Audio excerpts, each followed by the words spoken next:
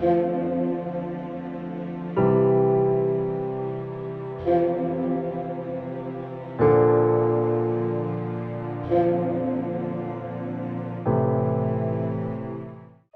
मुक़द्दस में से हमारे लिए आज की तिलावत मुकाशवा की किताब 15वां बाब पहली से चौथी आयत तक।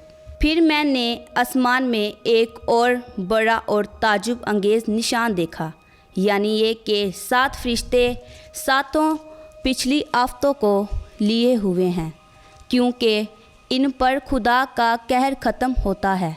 और मैंने आग से मिले हुए शीशे का एक समुंदर देखा, और जो उस हैवान और उसकी मूरत और उसके नाम के अदर पर गालिब आए थे, वो उस शीशे के समुंदर पर खुदा के बरबत लिए खड़े थे। और वो खुदा के बंदे मूसा का गीत और बड़े का गीत ये कहकर गा रहे थे कि ए खुदावंद खुदाए कादिल मुतलिब, तेरे काम अजीम और अजीब हैं। ए कौमों के बादशाह, तेरी राहें रास्त और दुरुस्त हैं।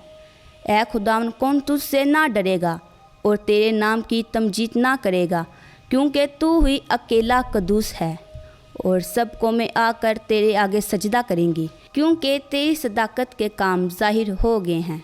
कलाम मुक़द्दस का पढ़ा और सुना जाना हमारे लिए बाइस बरकत हो। खुदावंद का शुक्र हो।